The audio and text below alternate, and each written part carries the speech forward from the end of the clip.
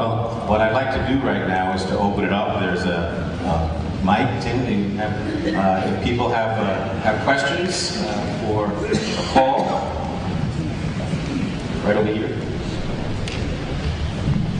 You touched a little bit about the Washington consensus and the kind of issue globalization. I'm wondering, in discussing domestic economics, I think it's impossible to separate it from essentially what the Washington consensus is doing abroad, allowing us to get cheap raw materials, over-exploiting what are called underdeveloped nations. Do you see the IMF, World Bank, those institutions as being instruments of American imperialism that help us subsidize sort of American opulence here at home? By the way, people don't know, the Washington consensus is the term that got to be used for the kind of economic orthodoxy being imposed mostly on third world countries, starting in the late 1980s. Free up your markets, privatize your industries, undo your protectionism, and has come to grief in a lot of places. I think you're being too. First of all, I don't think when all is said and done that there's a whole lot of subsidization of the U.S. standard of living coming out of all of this. And you're also giving too much credit.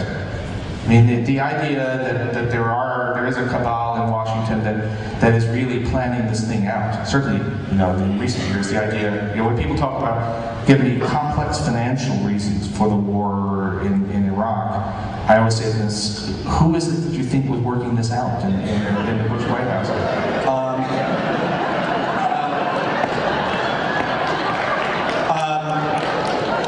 And by the way, it's largely over. I mean, it's been dramatic to see how countries have taken their own way. I mean, it's for better or for worse. But I used to, as I say, spend a lot of time in Latin America. It's been really striking to see them just say, okay, enough of that. My favorite business news headline of the last decade, I think, was when Argentina repudiated most of its debt. Basically said, we're only going to pay 30%. That's discussed in mechanics. And there was a Reuters headline that says, Argentina to creditors, so sue us. Anyway, so this, it's not all for the good, but it's it's the IMF and the World Bank are not having anything like the ability to set the agenda that they did a decade ago, and that's a good thing. Next question. Yes. When discussing the impact of unions on the American economy, I've heard from opponents of unions the following sort of anecdotal model on more than one occasion. Back in the 19th century, when most of our trains ran on coal, most commercial locomotives would employ a crew of three, a driver and two. You look like you're not friends before, but the driver and two men to actually man the coals. And the argument is that since locomotives have moved to diesel, the two men would either be loading the coals into the engine or fanning the flames have become obsolete. And the only reason that they still exist in commercial locomotives nowadays would be union resistance to eliminating those positions. So essentially, that they become a force for preserving absurdly obsolete positions in the American economy. Yeah, your thoughts on it's a feather bedding issue, and no doubt, it happened. Very rarely now, but there have been situations in which unions have blocked productivity increases, but look in the aggregate. When the United States had 30% of its workers in unions, we also had the greatest productivity growth over a generation we've ever seen. Since the union movement was largely smashed in the United States in the 1980s, we've never had, except for a few years in the 90s, we've never had productivity growth rates like we had then.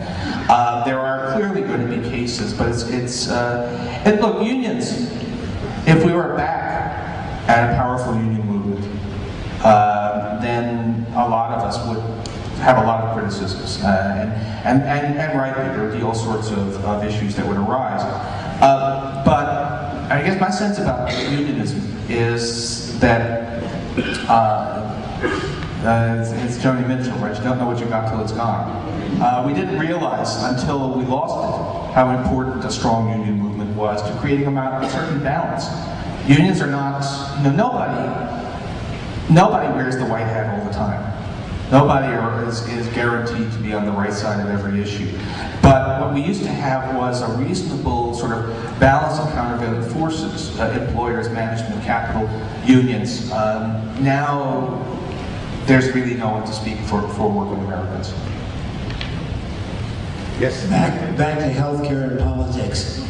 Isn't it a useful political tactic to press for a single payer, hoping then to arrive at an Edwards plan? It's a real question. All right. It's a tactical question. What will work? But I think we're in reach of actually having legislation early in the first term of the next president. Whereas if you keep on pushing, I mean, by all means, I think people should continue to point out the virtues of single payer. One thing I'm trying to be careful to do in supporting these plans is not to say that this is in fact better than Medicare for all. Medicare for all is the right solution. This is an imperfect compromise on the way to the right solution. So you need to be clear about that.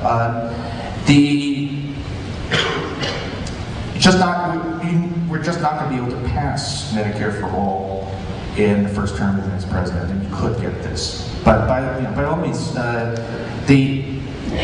and there is a lot of intellectual battle that needs to go on. But still, getting the issue, the whole healthcare field is one in which the facts are so stark and so much at odds with the conservative economic orthodoxy. It's an area in which the government is more efficient, less bureaucratic than the private sector, and which the United States is not number one, we're number 42. The whole thing is that you have to constantly fight back the people who want to reinvent it somehow and reconfirm. So by all means, keep on fighting for it. But the point is, I'm not going to be, the perfect is the enemy of the good. I'm supporting these compromise plans because I think we can get them. If that fails, then I'll go back to say, well, the next charge up that hill will go for single payer. But I think we can get this, and so let's give it the not the old college try, the old working American try.